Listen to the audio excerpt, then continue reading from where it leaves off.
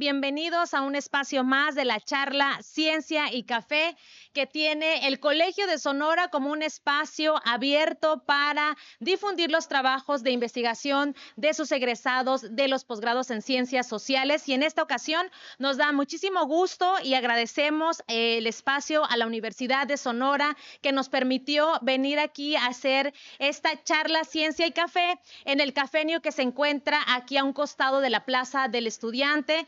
Pues saludamos a quienes nos ven a través de redes sociales y los invitamos a que se queden con nosotros, a los mismos estudiantes que están aquí alrededor de la Universidad de Sonora. También los invitamos a que se acerquen, a las estudiantes, los estudiantes que andan por aquí también a que se sumen a participar y, ¿por qué no?, también a los maestros y a las maestras de aquí de la Universidad de Sonora.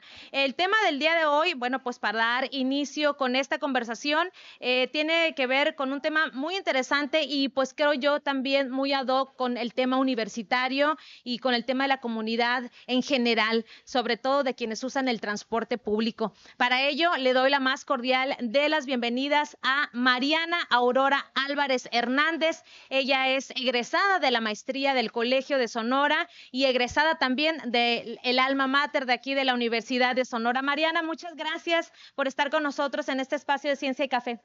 Gracias, Nayeli, gracias.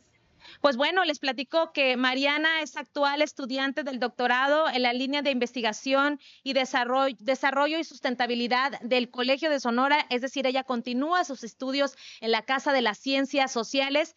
Y bueno, Mariana, creo que el tema, desde que se difundió en las redes sociales del Colegio de Sonora, acoso sexual en el transporte público de Hermosillo, fue un trabajo que realizaste para obtener tu grado de maestría en el Colegio de Sonora.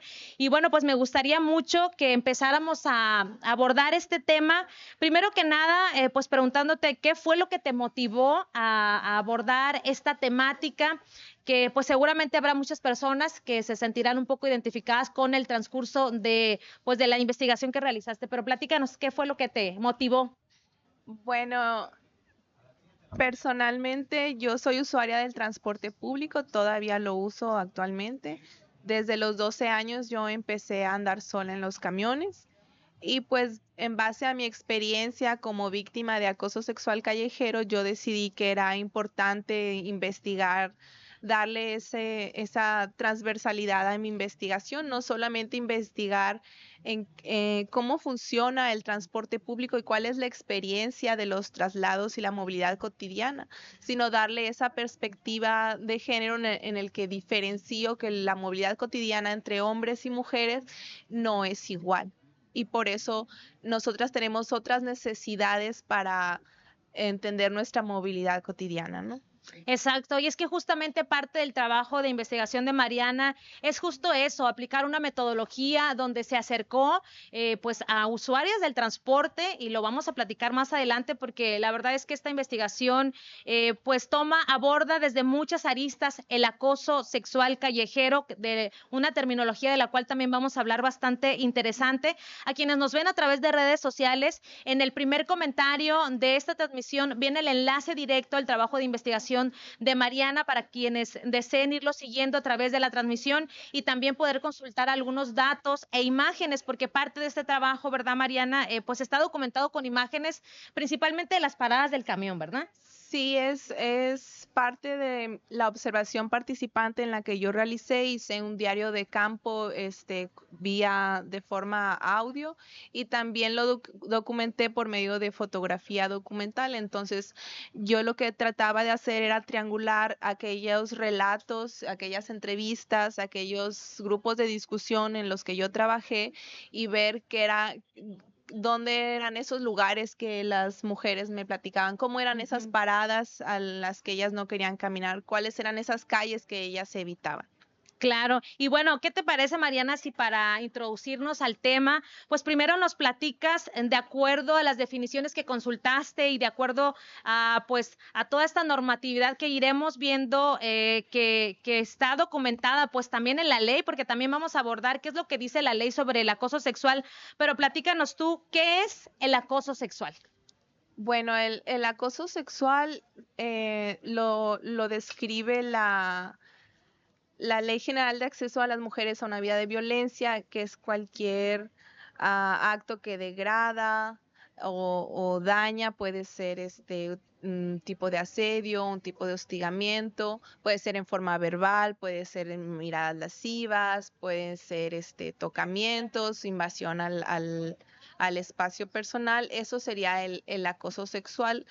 Y aquí es muy importante señalar que que el consentimiento es la diferencia entre el acoso sexual y un cortejo, pues, que está siendo recibido por por la Claro. persona, ¿no? Ujú. Entonces, cuando la persona no está, digamos, aceptando ese cortejo, es cuando existe lo que es el acoso sexual, cuando es entre, digamos, entre dos personas que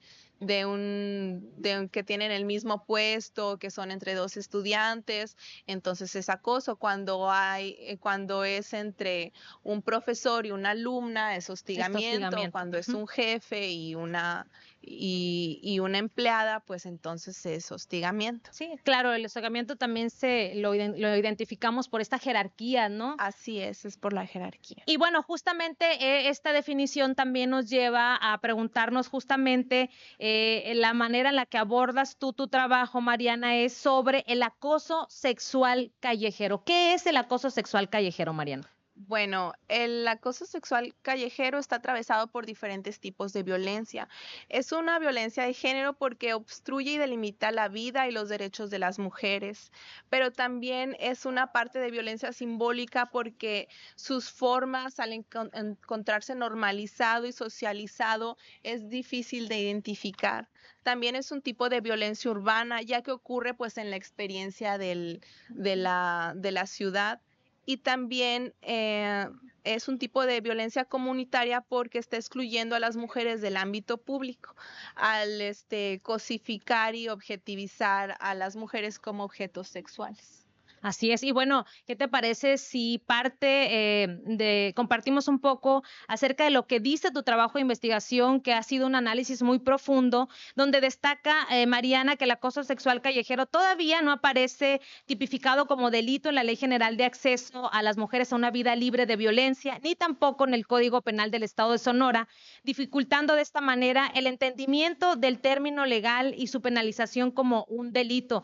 Y bueno, también cabe destacar que pues el acoso sexual es una forma de violencia que, como bien lo dice ella, si bien no existe la subordinación, hay un ejercicio abusivo de poder, dice que conlleva un estado de indefensión y que, bueno, esto sin duda en hechos, en documentales, Mariana, específicamente tú también hablas pues con este trabajo de investigación, cómo ha sido el proceso, más bien cómo fue el proceso de abordar este tema que quizá para muchas mujeres podría resultar pues difícil, complicado compartirlo o hacer memoria de estos sucesos que pues para nada son agradables, ¿no?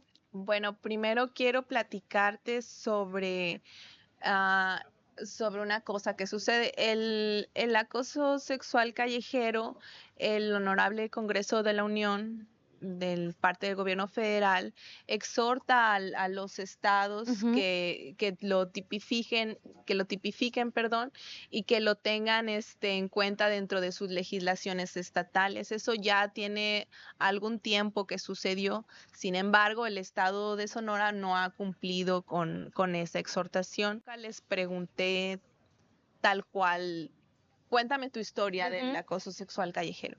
Sin embargo, dentro del rapport o el trabajo de empatía que uno tiene con sus informantes, en este caso todas ellas mujeres, ellas se abrieron y me contaron toda su historia con muchos detalles como investigador, como mujer, actuar desde la empatía, desde la Claro. sororidad, haciendo una reflexividad, desde qué posición nosotros nos estamos acercando a nuestros informantes, y es desde una posición desde el mismo nivel, Claro. desde el nivel, no un nivel superior o pensando desde el poder, sino pensando en que somos iguales y que tenemos, digamos, estamos del mismo lado. Y creo que eso me permitió a mí que ellas se abrieran y me agradezco poder estar en este espacio para poder, digamos, dar un poco de lo que ellas me dieron en sus informaciones, venir aquí, presentar mis resultados, presentar de alguna manera pues toda esta investigación en el espacio pues que me permitió, porque la mayoría fueron mujeres universitarias.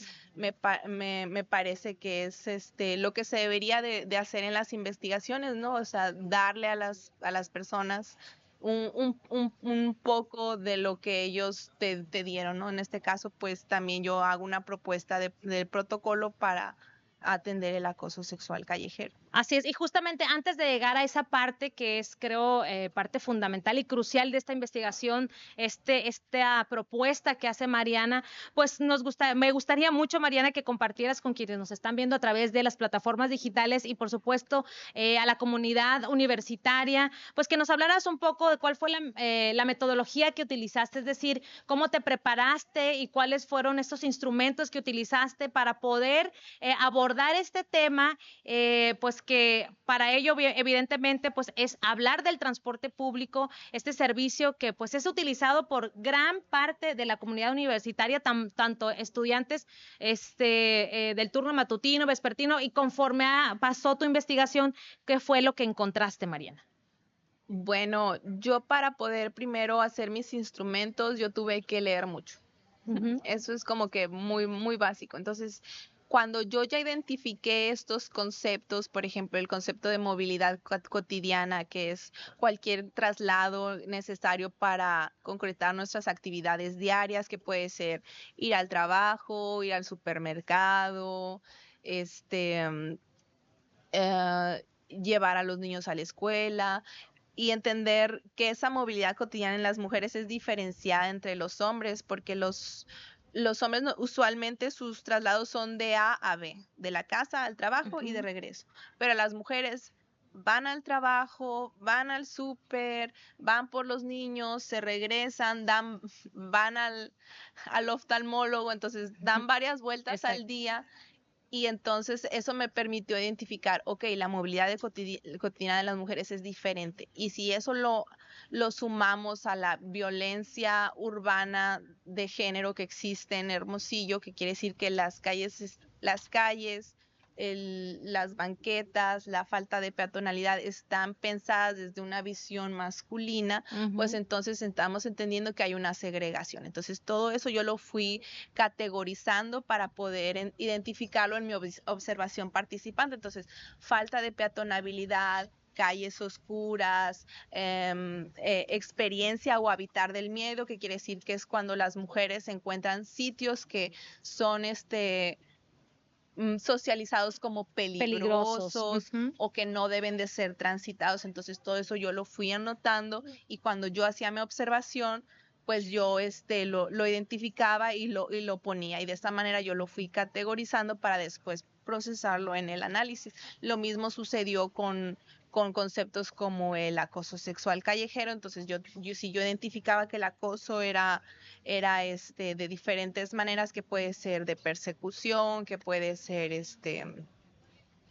verbal, que puede ser físico, que puede ser miradas, que puede ser tocamientos. Entonces yo cuando escuchaba ya las transcripciones, pues entonces yo lo subrayaba y lo identificaba, y eso también después el programa que usé, que fue el software en vivo, me permitió identificarlo y categorizarlo para después hacer el análisis. Claro, identificar estas variables que justamente, como bien lo dices, Mariana, a lo largo, además creo que también tuvo pues mucho que ver esta parte que, como bien lo decías al inicio de esta charla, tú también fuiste parte, o más bien tuviste experiencias desafortunadas durante tus trayectos en el transporte público, y bueno, esto evidentemente conforme vas tomando la lectura, conforme vas viendo pues qué es lo que dicen los autores, te empiezas a dar cuenta y a relacionar lo que tú veías, que además, insisto, está documentado en el trabajo de investigación de Mariana, y es entonces, Mariana, donde tú decides hacer una selección de ciertas rutas del transporte, que también, ojo, en el trabajo de Mariana también señala que pues son ciertas rutas que justamente por algunas de estas características fue que las seleccionaste, ¿no? Por estas rutas por las que circulan, pues que pues me gustaría que seas tú misma quienes nos platiques cuáles fueron estas líneas de transporte que seleccionaste y qué fue parte de lo que encontraste de estas características pues de estas mismas. Bueno, antes, digamos, de hacer la observación participante tal cual, se tiene que hacer un recorrido de reconocimiento. Entonces, cuando se hacen estos recorridos de reconocimiento, pues uno va identificando dónde están los conflictos, dónde están los problemas en la realidad social, ¿no? Y yo en este caso, pues lo que hice fue que me subí a todos los camiones. Me subí a todos los camiones. ¿Recorriste todas las líneas? Recorrí todas las líneas desde que terminaban desde que empezaban a que terminaban. En este caso, como yo vivo al norte, pues desde que empezaban al norte y terminaban al sur. Y de ahí tomaba otro camión de regreso. Entonces, yo identifiqué líneas que eran conflictivas por lo largas que eran, por el tiempo del recorrido y también por la falta de paradas que había. En este caso, identifiqué a la 4 Periférico, a la 3 Monteverde, identifiqué también a la 17 Choyal y la 17 Express. Entonces, todas esas rutas son rutas largas que son, yo lo identifiqué como rutas de expulsión. Quiere decir que se internan en una colonia, recogen a todos los usuarios y los expulsan de las orillas o periferia de la ciudad hacia el centro o hacia las zonas de trabajo laborales. Por ejemplo, la Monteverde se interna a la colonia Los Ángeles y luego lleva a todas esas personas al Colosio, que es donde mayormente hay zonas de restaurantes, de servicios, donde estas personas trabajan. Y trabajan, exacto. Y bueno, justamente después de hacer este reconocimiento, que eso que creo que también es parte importante, pues, de el crecimiento de la ciudad, ¿no? Que nos dice que, pues, muchas de estas rutas, inclusive muchas de ellas son nuevas, ¿no? Y se han ido modificando sus trayectos por el crecimiento urbano de la misma ciudad, de la que también, pues, hablas un poco, ¿no? De cómo se hace esta planeación de la ciudad en función, pues, del transporte público que es utilizado, pues, por una gran parte de la ciudad, por lo que me gustaría saber, pues, qué tipo de transformaciones urbanas, de acuerdo a tu investigación, consideras que serían necesarias para, pues, desafiar estas desigualdades de las que hablas, ¿no? Sí, en este caso, pues, para dar un poco más de contexto, dentro de los resultados yo identifiqué lo que son, que existe una segregación, una doble segregación. Las mujeres que viven en la periferia tienen esta segregación espacial porque viven muy lejos, muy retiradas de donde está su trabajo, de donde está su escuela, de donde tienen que ir. Y la otra segregación, digamos, es la segregación por el género, por ser mujeres son segregadas. ¿Por qué? Porque hay una construcción social sobre lo que se espera de dónde deben de estar las mujeres, a qué horas deben de estar las mujeres y qué ropa deben de traer las mujeres. Entonces las mujeres están siendo segregadas por esta particularidad que les da su condición de mujeres, ¿no? Entonces, cuando ellas, digamos, y es algo interiorizado, por eso también es algo que tiene que ver con lo simbólico. Entonces, cuando ellas sienten que se salen digamos, de estas presupuestos, estos cánones que implica el género, entonces es cuando sienten que tienen miedo de ser violentadas. Y en la realidad y en algunos casos, pues así sucede. Exacto. ¿Por qué? Porque digamos, este sistema sexo-género es algo que sucede y que transforma y que implica muchas de las actividades en las que nosotros hacemos. Y pues, primeramente, pues hay que entender que dentro de esos cánones de género, pues están dispuestas muchas de las formas en las que nosotros vivimos y muchas veces no nos podemos dar cuenta. Entonces, por eso el sistema sexo-género, pues es algo con lo que vivimos, pues, todos los días, ¿no? No necesariamente nos damos cuenta de lo que sucede. Así es, y justamente también mencionabas hace unos momentos, también creo que tiene un poco de impacto esta parte donde decías que a veces se podría llegar a confundir esta parte del cortejo con el acoso sexual callejero, pero sí es importante decirlo también que muchas de los testimonios que recaba Mariana en su trabajo de investigación, pues nos dan cuenta de esas normalizaciones o actitudes que se llegan a normalizar y de repente creo que esta parte pues por parte de quienes ejercen este acoso sexual callejero, de repente es como que muy complejo hacerlo ver entre las personas cuando se está rompiendo esta línea tan delgada, ¿no, Mariana?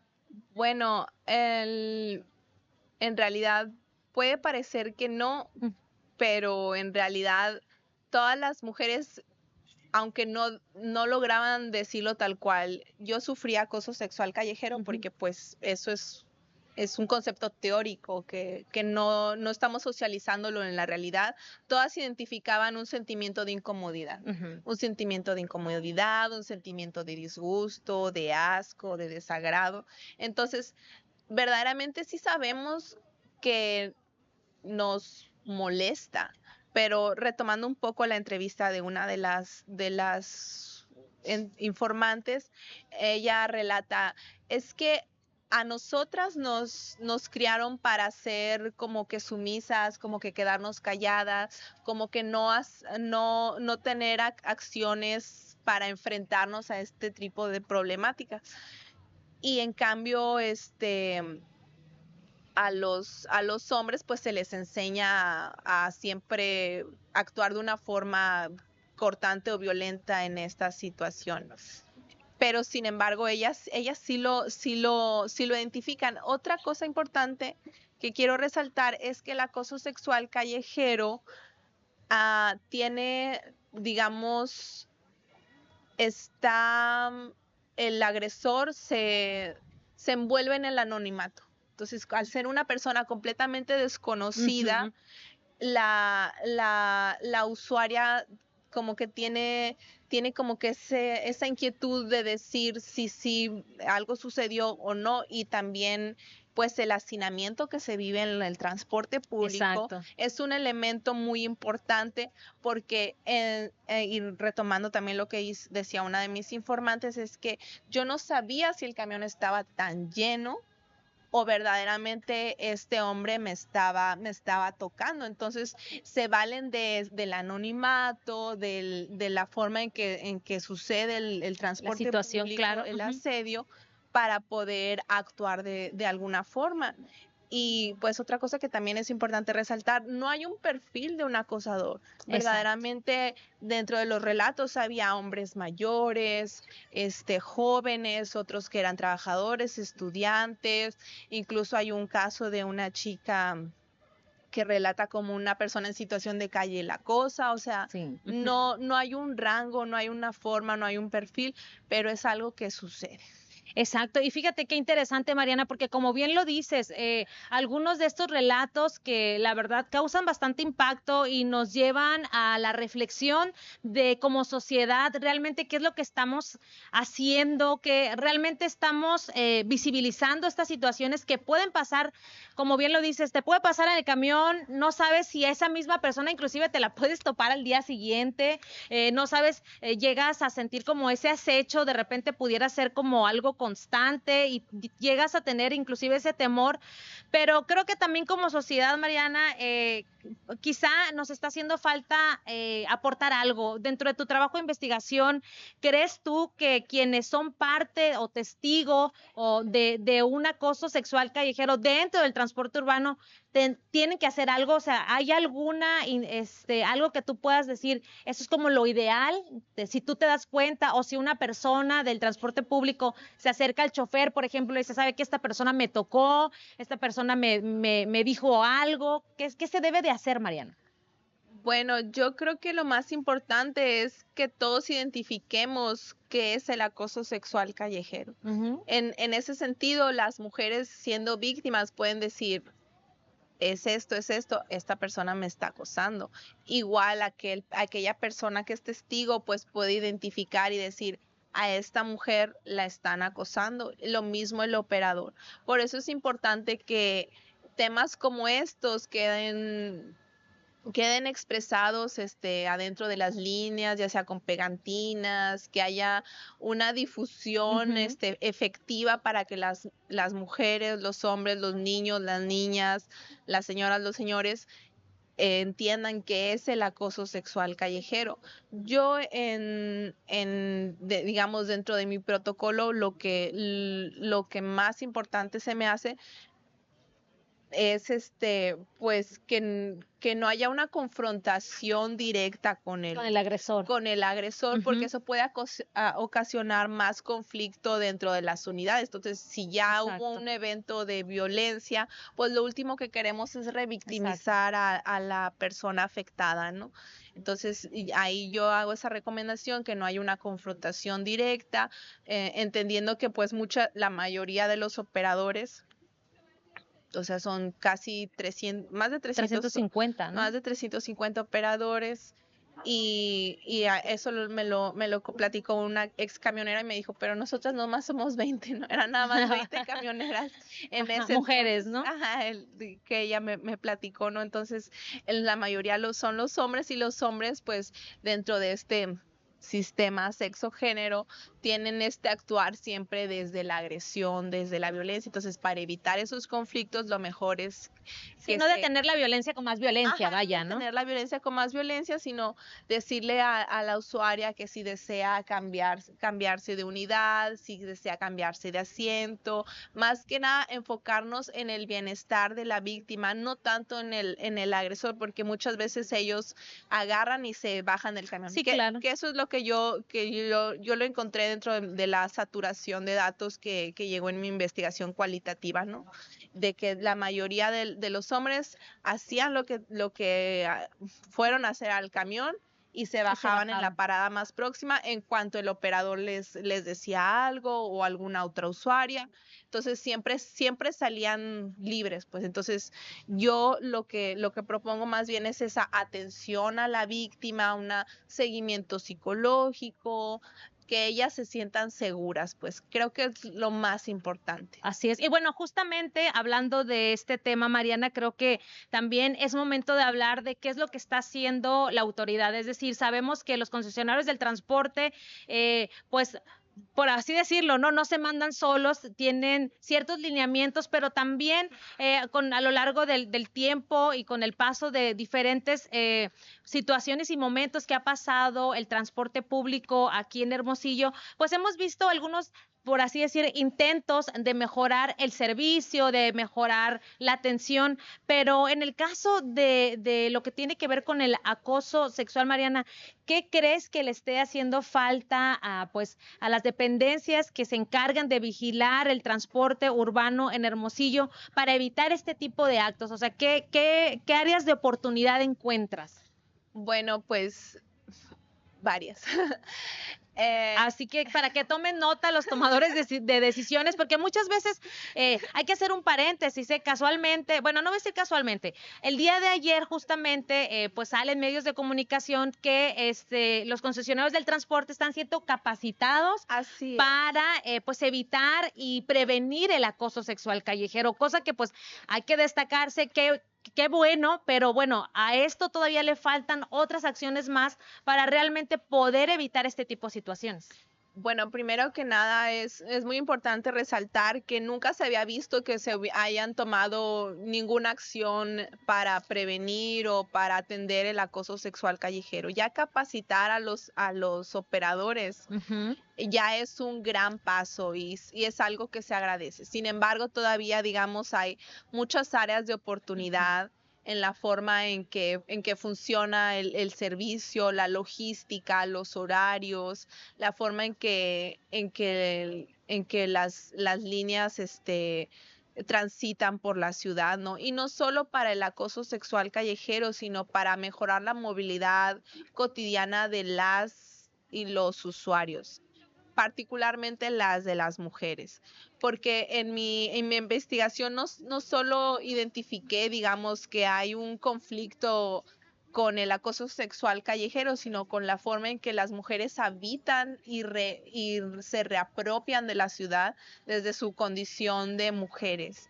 Por ejemplo, cuando yo fui a hacer observación participante ahí cerca de la Alicia Frías, que es Al al norponiente. norte, Quiroga y Luz Valencia, yo identifiqué que las mujeres, por ejemplo, que tenían niños pequeños, no usaban el transporte público si no tenían un aire acondicionado. Entonces eso alargaba su tiempo de Claro, espera exacto. en las paradas, y además paradas que no tenían techos, y eso pues hacía más precaria su movilidad cotidiana, o el simple hecho que las paradas algunas no estén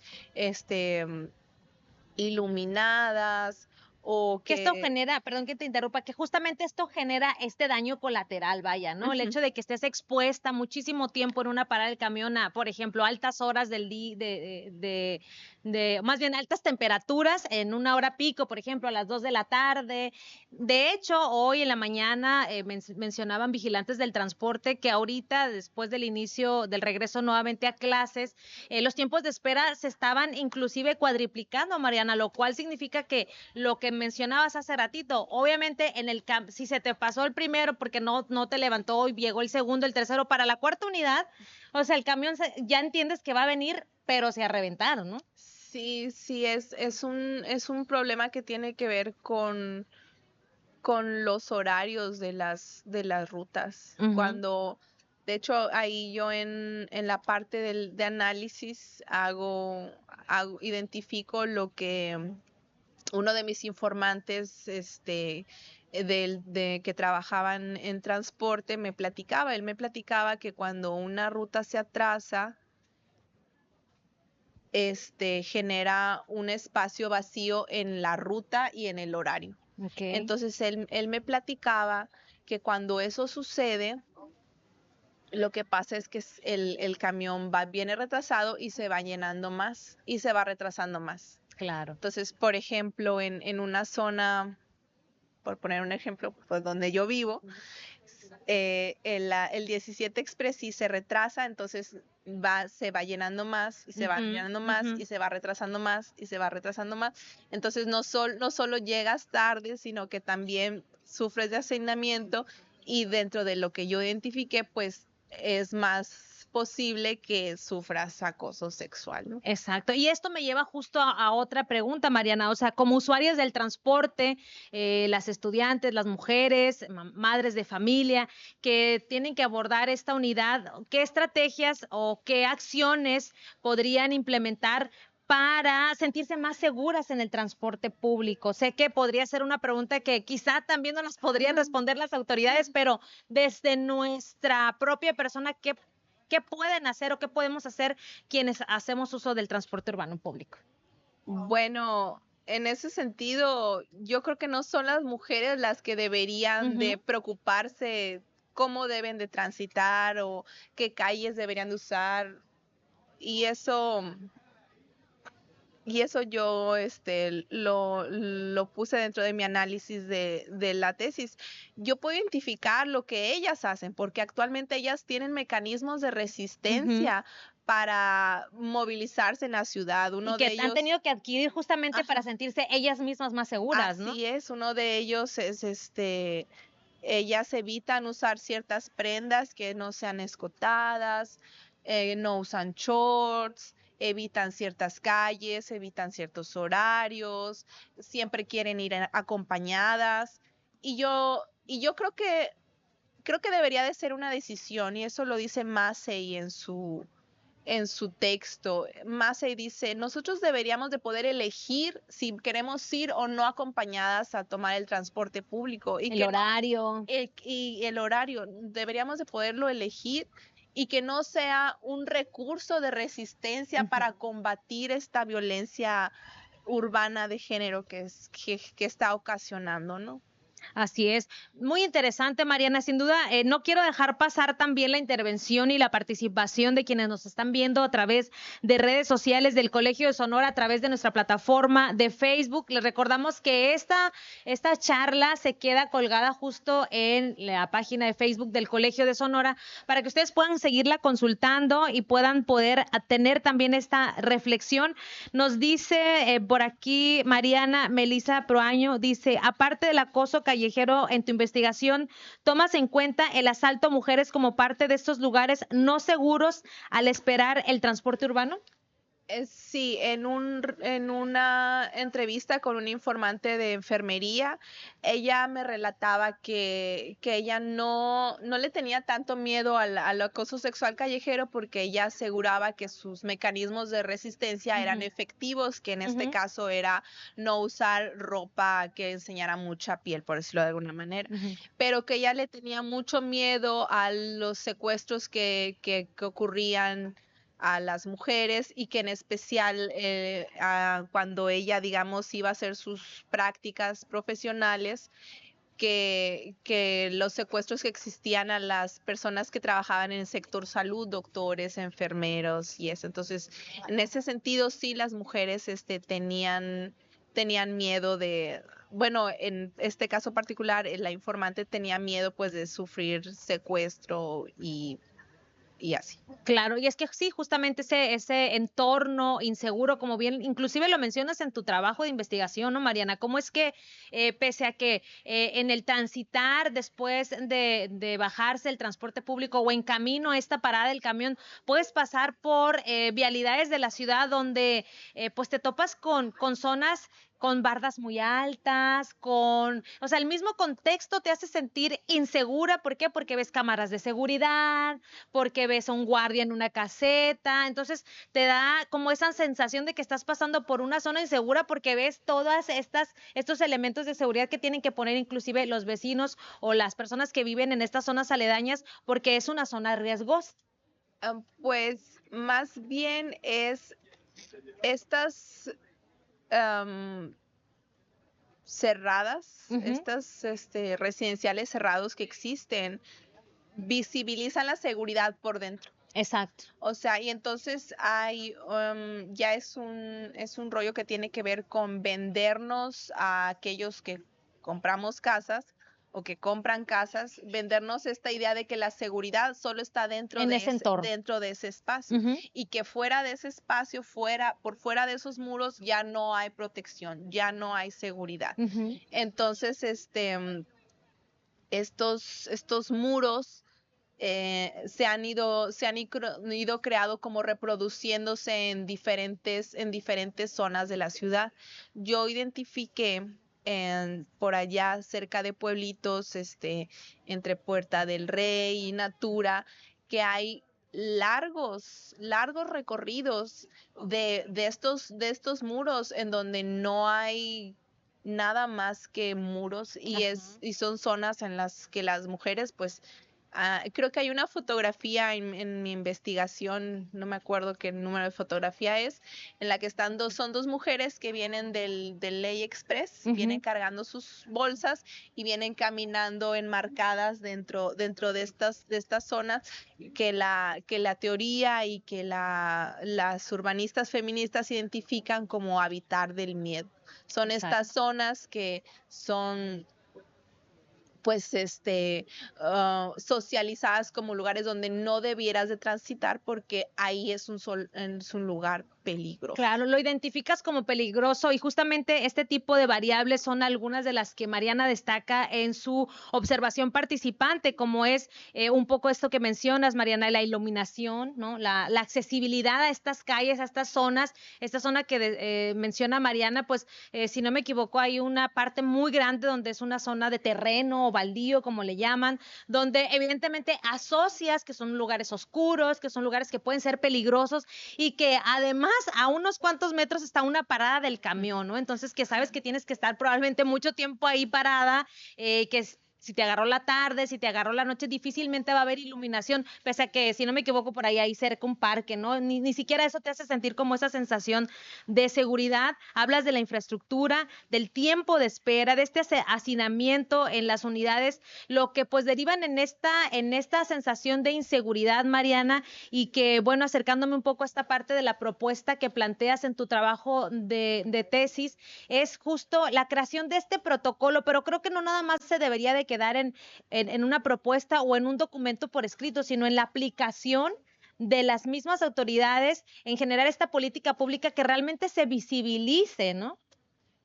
Sí, de hecho, esas fotografías que yo tomé fue una manera de triangular lo que pues bueno, yo además de las entrevistas a profundidad, los grupos de discusión, la observación participante, pedí a las usuarias en una publicación en redes sociales que si me podían, relatar su movilidad cotidiana. Y Exacto. una de ellas relata que ella vive al sur por donde está el parque industrial y me dijo, pues es que para allá todo es, bueno, repitiendo un poco de lo que ella dice, es que allá todo es monte. Entonces yo para ir a cualquier lado tengo que pasar por el monte. El monte. Entonces, cuando yo fui, identifiqué estas zonas, las fotografié y no solo las identifiqué, digamos, en la periferia del sur de la ciudad, sino que también las identifiqué al norte de la ciudad, donde entre las colonias existen zonas donde no hay construcción, que no están siendo habitadas y que mucha gente tiene que para llegar a las vialidades donde pasan el transporte público, pues tiene que atravesar todas esas zonas. Todo eso está documentado en forma fotográfica en la investigación. Claro, y justamente también pues destacas aquí la importancia de hablar de la perspectiva de género, ¿no? Porque bien, si bien es cierto que ahorita se está haciendo un esfuerzo para capacitar a los choferes de transporte, pues creo que hay mucho también por aprender y desaprender, Mariana. Sí, creo que es un trabajo de todos. Creo que si todos podemos llegar a entender estas cosas que no solo se queden en la teoría de qué es el acoso sexual callejero, sino que todos lo identifiquemos como usuarios del transporte público, como padres, como madres, como estudiantes. Creo que podemos ayudar de una manera pues personal para defendernos en caso de que seamos víctimas, identificarlo inmediatamente y saber, no esto está mal. Y, y que si somos testigos, también identificarlo y poder poner un alto a esta situación, ¿no?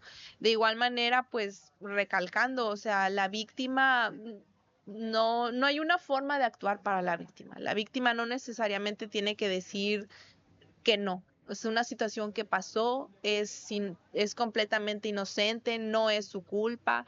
Es algo que yo les recalqué mucho a las usuarias en el momento en el que ellas me relataban su historia, porque la mayoría se sentía así como que es que yo me debí de haber sentado en otro Sí. lugar. No Se debí de sienten haber, culpables, se ¿verdad? sienten culpables en ese sentido. Entonces yo siempre les decía, no, tú no tienes la culpa, tú no hiciste nada malo, tú Exacto. viviste violencia y eres víctima y no hay verdaderamente una forma de actuar. Pero creo que sí es importante que las infancias desde muy pequeñas identifiquen no solo el acoso sexual callejero, sino las diferentes violencias Tipos de violencias. sexuales que existen para poder defenderse, ¿no? Así es. De verdad, esto es muy interesante porque además esto es un trabajo conjunto que se hace en coadyuvancia con las autoridades, con la misma sociedad y lo que decía hace unos minutos, ¿no? El desaprender quizá algunas acciones o actitudes que a veces podemos tener que inconscientemente a veces las normalizamos, ¿no? Entonces, bueno, aquí dando nuevamente voz a quienes nos escriben a través de redes sociales en @colsonora, nos dicen, Mariana, te preguntan, ¿ha habido acercamiento por parte del Instituto Sonorense de las Mujeres para desarrollar tu trabajo al interior de sus programas y o proyectos sobre movilidad segura? No, sinceramente, no, no sé, no me Pues han llamado, no sé Pues nada. este sería una muy buena oportunidad, insisto, ¿no? Creo que la finalidad del trabajo de investigación que hacen egresados como tú y todavía estudiante del Colegio de Sonora es justamente esto, ofrecer insumos para que se creen estas políticas públicas, para que los tomadores de decisiones tomen acciones, pero acciones realmente en concreto, que podamos ver, porque finalmente los números están ahí, es una realidad que estadísticamente, pues, son las mujeres a lo largo del día, durante su trayecto, no solamente nada más como lo decías tú ahorita, hacen un solo viaje de ida y venida, hay todo un circuito que a lo largo de su día, de su jornada, de sus necesidades y de sus diferentes actividades pueden utilizar el transporte y que sin duda yo creo que me atrevería a decir que todas están expuestas y todos, porque aunque en una mínima cantidad también en estadísticas mencionas que también hay hombres que llegan incluso a sufrir algún tipo de violencia dentro del transporte urbano, es decir, aunque es más en mujeres, no están exentos los hombres también de sufrir violencia. Sí, aquí incluso yo tuve que hacer, digamos, un corte, ¿no? Mi Ujú. investigación no abarca la totalidad del universo del transporte público, porque pues No, no, son no, solo muchas, seleccionaste unas ajá, líneas, ¿no? solo Ujú. seleccioné algunas líneas y pues tuve que, digamos, enfocarme en una población, principalmente porque pues yo quería una población que fuera homogénea. Si yo integraba, digamos, a los hombres que fueran víctimas del acoso sexual callejero, entonces mi población ya hubiera sido heterogénea y entonces Ujú. las comparaciones ya hubieran tenido que tener otro tipo de análisis que verdaderamente para el tiempo que yo tenía en la maestría no me iba a permitir, Claro. digamos. Pero sí, dentro de yo la búsqueda de mis informantes, sí identifiqué dos informantes que finalmente no se agregaron a los anexos y tampoco dentro del análisis. Eran dos hombres que habían sufrido acoso sexual callejero, los dos parte de la comunidad LGBT. Entonces, ahí hay digamos, una vertiente Claro. de investigación para quien quisiera entrar de lleno a esa investigación. Si hay hombres que son acosados sexualmente en el transporte público y en las paradas, pero digamos, por el tiempo, por la forma en que yo estaba construyendo mi instrumento, tenía que definir un tipo de población y pues preferí que fuera una población más homogénea, en este caso Las mujeres. mujeres. Así es, y fíjense, les voy a compartir un poco parte de uno de los testimonios que se destacan en el trabajo de Mariana. Dice una de las personas a las que entrevista, las faldas se me hacen muy bonitas, pero ahorita no tengo ninguna porque aunque antes las usaba mucho, ya no. Pues por eso mismo de que empecé a andar sola en la calle, tuve que aprender a cuidarme, pues de que no me pasara nada, ¿no? Lo que decías, Mariana, ¿no? Que se sienten inseguras, que ellas mismas asumen tener como esta parte de la responsabilidad de que me Claro. van a agredir si salgo con algún tipo de prenda como esta.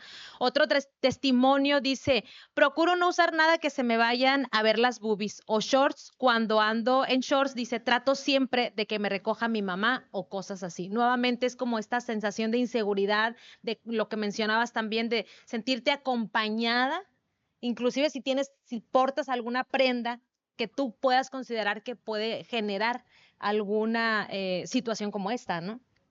Sí, es lo que comentaba hace un momento, de que las mujeres crean estos mecanismos de resistencia desde su forma de habitar el espacio. Em, Entendamos, habitar no es únicamente construir y edificar un lugar para vivirlo. Habitar es estar en un momento, en un espacio, en la ciudad. Entonces, cuando uno se traslada, uno habita la ciudad, Exacto. la habita y se reapropia de ese espacio, identifica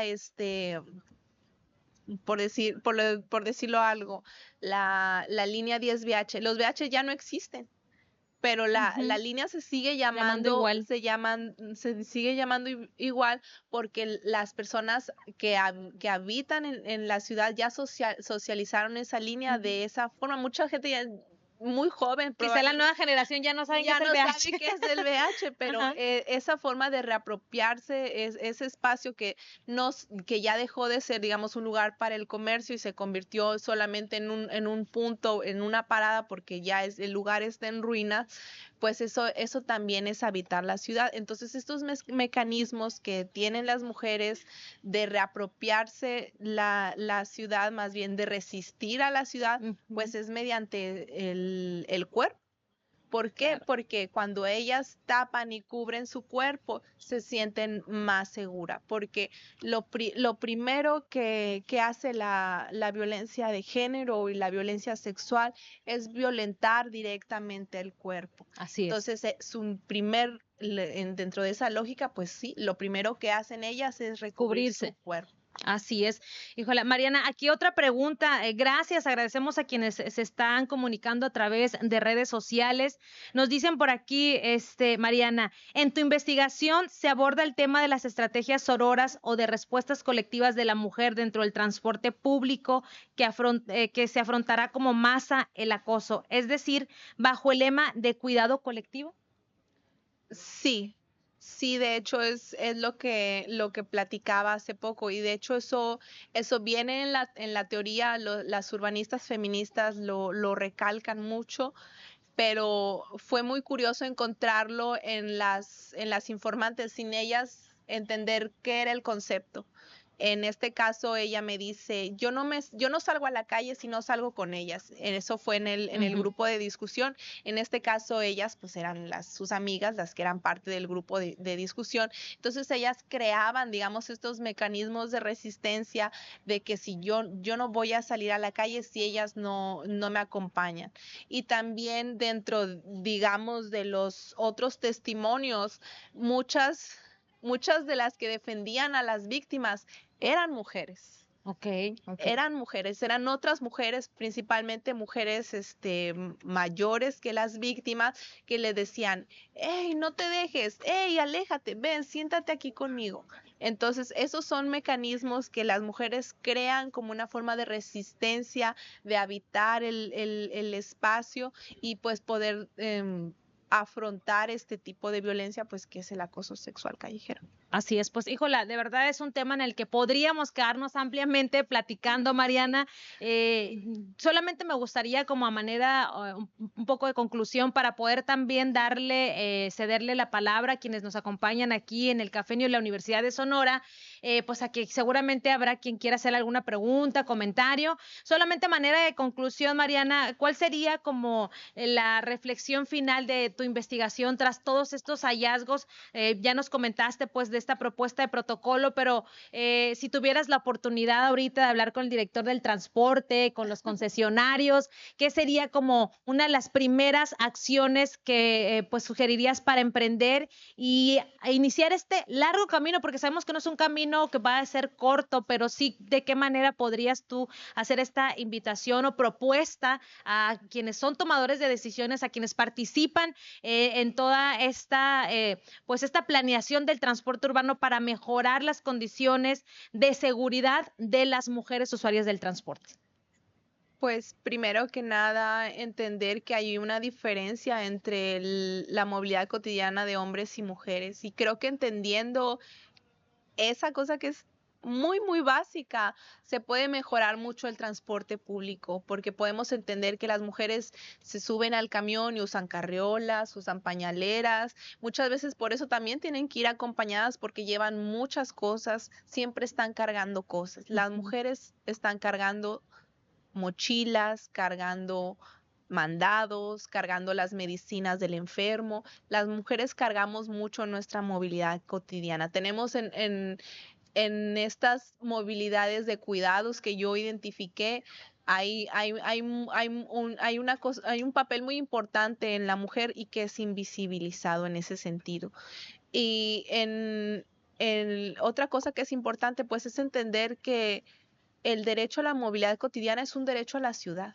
Es un derecho Exacto. universal, es un derecho que se tiene que respetar. Nosotras debemos de poder transitar en la calle de la misma forma en la que la pueden hacer los hombres sin estarse preocupando del tipo de violencia, en este caso, una violencia urbana de género. Yo sé que los hombres atraviesan otras violencias, tienen otros conflictos con el espacio público, pero en este caso, para mejorar el servicio para las mujeres, creo que es importante pues entender eso, que la movilidad cotidiana es un derecho universal que todos debemos de poder ejercer. Ahí está, Mariana, pues muchísimas gracias. Y cierro también, pues como dando un poquito de incentivo a las autoridades. El día de ayer les comento que la Comisión de Gobierno, Reglamentos y Justicia Municipal de Celaya, Guanajuato, aprobó precisamente el protocolo de atención al acoso sexual en el transporte público. La pregunta es, ¿qué está haciendo también pues el estado, el municipio para mejorar estas condiciones y además justamente para cambiar este discurso y dejar de pensar en que pues el transporte público sea un lugar en vez de inseguro, seguro, ¿verdad? ¿Qué estamos haciendo? Entonces, bueno, sin duda hay mucho para la reflexión, Mariana, te agradezco muchísimo Gracias a que ti, hayas estado Nayeli. con nosotros en este espacio y ahora vamos a dar, pues, ¿qué te parece? Espacio a preguntas, comentarios que tengan de parte de quienes nos acompañan aquí en este espacio que nuevamente recuerdo es aquí en la Universidad de Sonora. Allá hay una pregunta para allá. Buenas tardes. Nosotros venimos del área de trabajo social y estamos haciendo un proyecto cualitativo de una investigación que es el acoso a la mujer en el transporte público. Y queríamos saber cómo fueron tus entrevistas a las víctimas de acoso o cómo fue la dinámica de reclutamiento de ellas. Bueno, yo inicié primero, haciendo, digamos, esta observación participante y ahí yo identifiqué quiénes podían ser mis principales informantes, ¿no? Y empecé, digamos, a hacer este rapport para yo después citarlas y decirles, oye, ¿te gustaría participar en mi investigación? Estoy haciendo esto, explicarles de qué se trata tu investigación es muy importante y pues generar, digamos, pues empatía, esta forma en que ellas te identifiquen, porque pues en mi caso yo me iba a la parada de ahí y iba y me topaba a las mismas muchachas. Y ya ellas me decían, ay, sí, estás esperando este camión, sí, y ya de esta manera yo ya pude identificarlas y ya les pregunté que si querían ser parte, ¿no?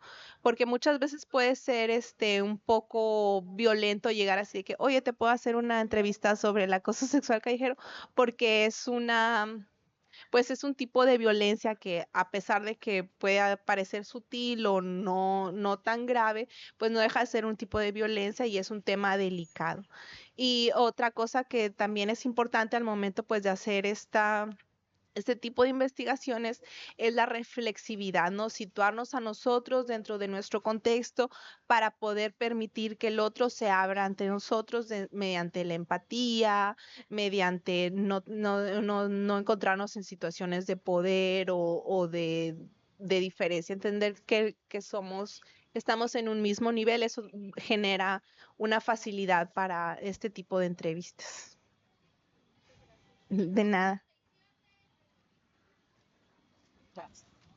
¿Hay alguna pregunta? ¿Alguien más que quiera participar? ¿Alguna experiencia? No sé. ¿Nadie más? ¿Nadie? ¿No? Ok. Bueno, yo trabajo en una asociación civil y tuve la oportunidad de ir a algunas escuelas y algo pues que es obvio, ¿no? Los uniformes escolares. Los uniformes escolares y cómo Mariana hablaba de estas medidas que tenemos que tomar las mujeres en el transporte para evitar o para no ser acosadas. Entonces, yo me acordé mucho de cuando vi a estas chicas que yo en mi experiencia personal cuando estaba en la preparatoria, pues no tenía la opción de usar pantalón, solamente podíamos llevar falda, solamente podían usar pantalón las chicas que pudieran, digamos, justificar por qué tenían que usarlo, ¿no? Y las demás teníamos que usar falda. Entonces, esta cuestión de te vas a levantar de tu asiento, entonces tú te fijas cómo le hago para levantarme y que no se me vea nada, cómo le hago para bajarme, por dónde me voy. Entonces, decía Mariana que nosotras usamos, como que tomamos diferentes medidas de protección o para podernos cuidar a nosotras mismas y pues son ese tipo de cosas, ¿no? Que uno evita a lo mejor ponerse falda, ponerse vestido, eh, ponerse cierta ropa para no ser acosada. Y sí me gustaría preguntarle a Mariana si ella, bueno, identificó sobre todo esta situación con las infancias o con las chicas que son menores de edad, con las chicas que están en edad escolar, que muchos de ellos pues utilizan el transporte público, ¿no? Son menores de edad, pero utilizan el transporte público. Entonces, si ella cree que además, obviamente que debe existir un protocolo y lo necesitamos ya, si ella cree que como parte del protocolo debe de estar especificado qué pasa con los jóvenes, sobre todo menores de edad que utilizan el transporte. Bueno, en este caso, dentro de los relatos, principalmente aquellos que me llegaron vía redes sociales, yo sí identifiqué que las chicas traían faldas escolares. De hecho, digamos, mi primer reconocimiento de campo, yo hice operacionalicé como que ciertas variables y yo veía así de que mayoría de hombres, ¿qué ropa traen las mujeres? Identifiqué esa situación de las faldas escolares. Yo creo que yo creo que sí, verdaderamente hay muchos alumnas y muchos alumnos de secundaria y de preparatoria, pues que tienen que hacer uso del transporte público, ¿no?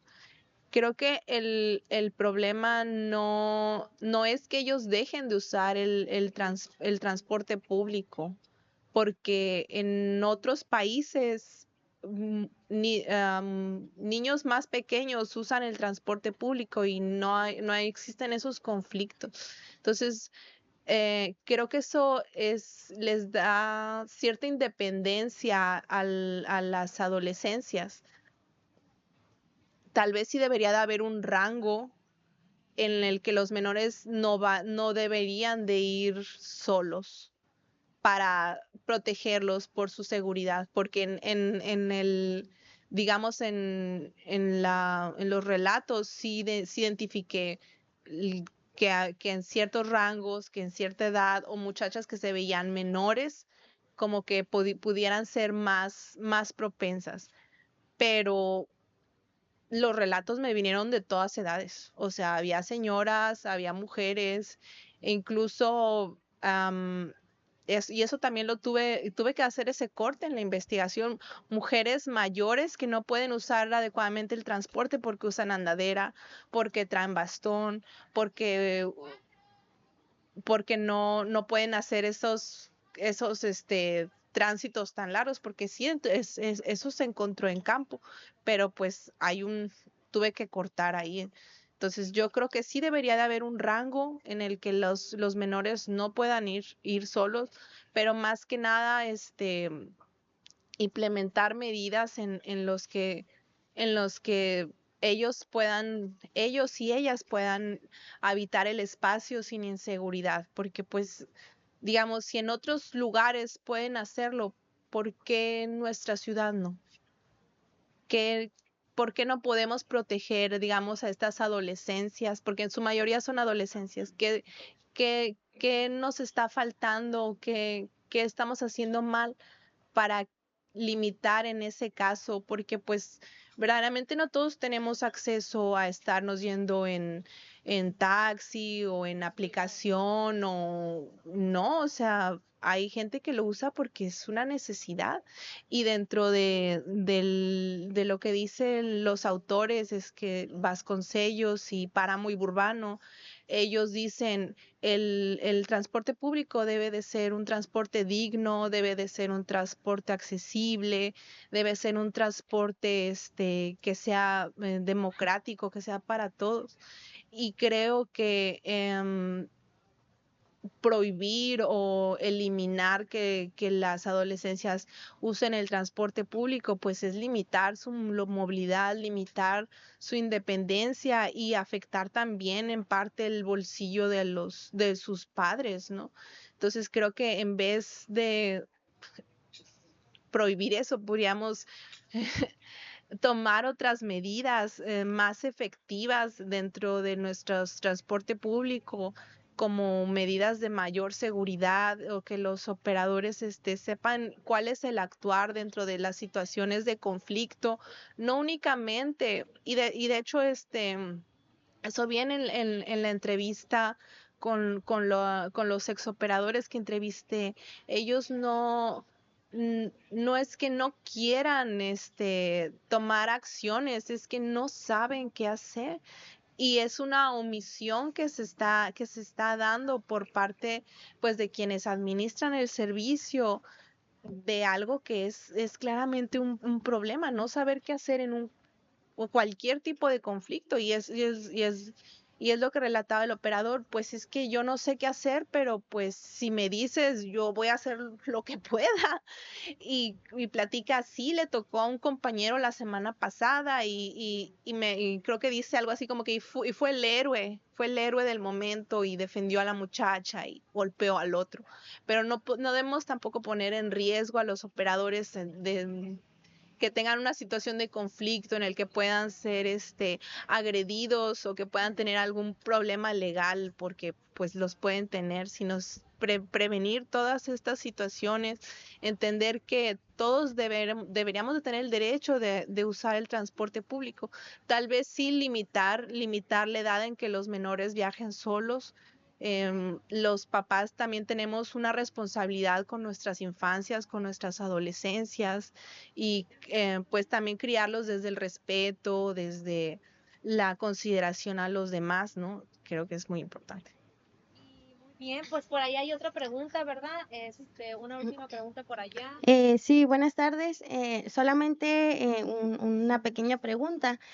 Como vemos, la investigación bueno, es del tema sobre el acoso, ¿no?, en transporte público. ¿Se tomó en cuenta dentro de la investigación a lo mejor algunas compañeras que fueran foráneas? Le hago la pregunta porque pues nosotras dos somos foráneas y sabemos que dentro de que realicemos esto va más allá muchísimas cosas, ¿no? Como el rentar a lo mejor en algún lugar que no esté cerca de aquí de la universidad o que por estar más económico esté muy retirado en áreas no tan transitadas, ¿no? Se tomó en cuenta dentro de la investigación a las compañeras o el sentir de ellas, a lo mejor entrevistas directamente a ellas, o cómo ven esta situación desde su perspectiva. Sí, así es. Dentro del grupo de discusión había una usuaria, una informante que es foránea y ella platica precisamente eso, que hay mucha diferencia entre el habitar de a una persona que ya conoce la calle, que ya sabe por dónde meterse, que sabe por dónde irse, entendiendo pues que estas ciudades fueron pues como dicen las urbanistas feministas, creadas con cemento y con ladrillos desde la visión masculina. Entonces ellas identificaban pues de que tenían que apropiarse mucho del espacio, evitar muchas cosas y precisamente en ella es la que dice, o sea, yo no salgo si no van ellas. Ellas son las que me ayudan a moverme, ellas son las que me enseñan. Entonces sí se tomó en cuenta esa perspectiva y fue muy importante porque incluso ella hace una diferenciación en su relato y dice, yo cuando estoy en mi pueblo donde ella es, no voy a evidenciar dónde es la muchacha. Yo puedo caminar y sé por dónde irme y sé por dónde meterme y ya sé que esta calle no, pero cuando estoy aquí me da más miedo porque no conozco la ciudad y es lo que, y ella también relata lo mismo, que antes ella usaba la ropa que quería, pero cuando llegó aquí empezó a cubrir su cuerpo con esta ropa que dicen que es oversize, ¿no? Mariana, pues muchísimas gracias. Gracias a todas y a todos quienes nos acompañaron de manera presencial en la Universidad de Sonora, a quien también agradecemos la apertura y pues el habernos dado este espacio dentro de aquí, de esta sede de Cafenio, dentro de la Universidad de Sonora, aquí frente a, bueno, a un costado de la Plaza del Estudiante. Mariana, sin duda, nos dejas mucho a la reflexión y también la invitación pues para estos tomadores de decisiones, insisto, que creo que hay mucho por hacer y me gustaría cerrar nada más leyendo dos notas interesantes de tu tema de investigación, donde destacas que el Código del Estado de Sonora en su artículo 212 bis 1 especifica que comete el delito de acoso sexual quien mediante conductas verbales de una forma reiterada y con fines lascivos asciende a una persona de cualquier sexo que lo ponga en riesgo o cause daño psicológico que lesione su dignidad. Y para quienes preguntaban acerca de los menores de edad, al responsable de este delito se sancionará con una pena de 2 a 4 años de prisión y una multa de 100 a 300 unidades de medida y actualización, la famosa UMA, si la víctima del delito de acoso sexual es menor de 18 años o con alguna discapacidad o no tuviera la capacidad de comprender el significado del hecho de la pena de prisión, aumentará hasta una tercera capacidad. Yo creo que esto nos invita justamente a pensar y a invitar pues desde el trabajo de investigación que hace la academia en el Colegio de Sonora y quienes estudian un posgrado en ciencias sociales a tomar esto como punta de lanza para generar política pública en beneficio de la comunidad. No solamente está la ciencia y la academia, pues como para tema de estudio, sino para tomar en abordaje estas propuestas como las que hace Mariana. Así es que te agradecemos mucho, Mariana, que hayas estado pues a lo largo de toda esta semana dando difusión a tu trabajo de investigación. Ok, gracias Nayeli a ti por invitarme a este espacio Ciencia y Café. Muy bien, pues tu trabajo de tesis está en el repositorio institucional del Colegio de Sonora, en el sitio web www.colson.edu.mx, en la sección biblioteca, ustedes pueden darle clic, ahí buscan el título de la investigación, que insisto, el enlace directo está en la conversación de esta transmisión. No me queda más que agradecer a quienes hicieron posible esta transmisión, agradecemos al Departamento de Difusión Cultural, en esta ocasión nos acompaña la coordinadora de eventos Idalia Flores, en la cámara Daniel Dórame, Iván también en el sonido, Ana Sofía en la cámara fotográfica, su servidora Nayeli Alvírez, como siempre, muy agradecida de que se conecten con nosotros y próximamente esperen la participación de Charla Ciencia y Café con otro egresado o egresada del Colegio de Sonora. Que tengan una excelente tarde y nos escuchamos y vemos en una próxima ocasión. Buenas tardes.